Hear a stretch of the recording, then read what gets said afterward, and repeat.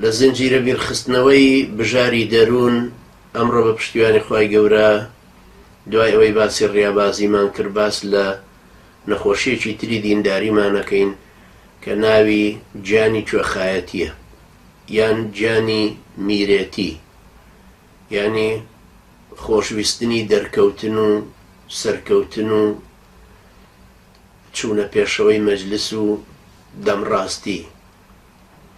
گیانی کوێخایەتی یەکێکە لەو نەخۆشیانەی کە زۆر زوو لەو کەسانەیە دەرەکەوێ کە بۆ یەکەم جار ئەخرێنە پێش، کە ئەکرێتە ئیمام، کە ئەکرێتە خەتیب، کە مەقالەیەکە نووسێ دەستخۆشی لێکرێ، کە هەر سیفەتێک ئەیباتە پێشتر لە بەرچاوی خەڵکی لە سەرەتاوە ئەگەر زۆر ئاگاداری دینداریەکەی نەبێ ئەم نەخۆشیە چەکەرە لە دڵ و دەرونیادا ئەمەزرێنێ لە نەفسیە و ئەگەر ڕێگای لێ نەگرێ لێ بێتە سیما و سیفەت خوای پەروەردگار ئێوەشی لێ بپارێزێ.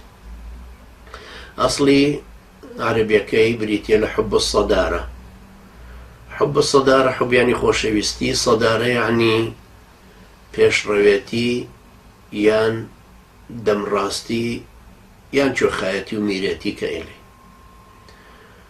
حوبی سەدارە لە سەدرەوە هاتووە، سەدر یعنی سنگ، کە ئەژووترێ ئەلفەرەس الصەدر واتە ئەو ئەسپەی کە پێشڕەوی ئەوانی ترە و سنگی بردۆتە پێشتر.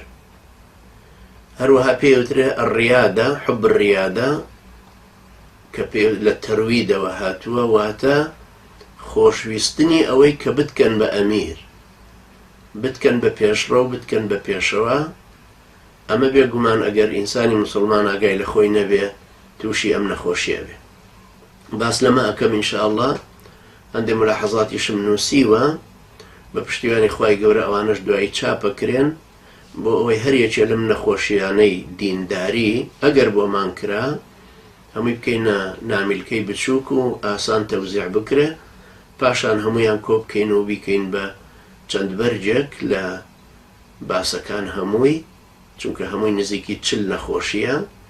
ئەو کاتە وەکو مەرجەعێک لە بەردەستی هەموو کەسێکا بێ، بە تایبەتی ئێمەمانان ئەو کەسانێک کە وەکو داعی و شخصیاتی ئیسلامی دەرکەوتون. خوای گەورە یارمەتی دەری ئێمەش و ئێوەش بێ.